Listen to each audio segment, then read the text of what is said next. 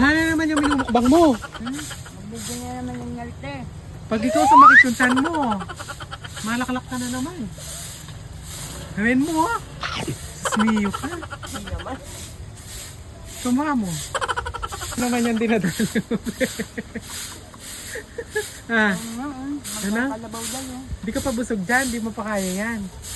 Ha? Langgang kalabaw masarap kasi maasim. Ano? Ayun yung langgang kalabaw. Tanga? Di naman yung Tanga ka din! Di naman yung manggang kalabaw. Ano yun? Lasa nga po. Damulag. Damulag yan. Neta. Lasa lang mga panaratan. Ang yaman ng mga, no? Te, paano mo nginungoy ah? Pagkagrangat gasubot. Kagrangat gasubot. Kagrangat gasubot. Kagrangat gasubot. Ayun, nalunok. Paano? Sige nga, i-demo mo. Para alam nila kasi marami nang babash nga, di ba hindi ka na... Mag-isipang ko lang ngipin. Ha? Paano ba? Paano? Hindi kasi nila nakikita. Nakakanguya ka daw pero wala kang ngipin. Wala silang pake.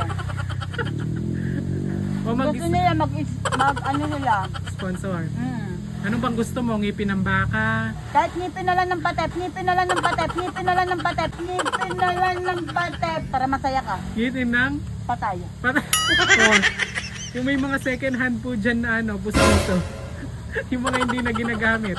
Pwede na yun, lalapat na lang, no? Hmm. Pa-adjust na lang. May kakilala naman akong dentista, si Doc Cheng. Ano? Palalapat na lang natin. Yung gilagid mo na lang yung papag-adjust natin, wag na yung ngipin.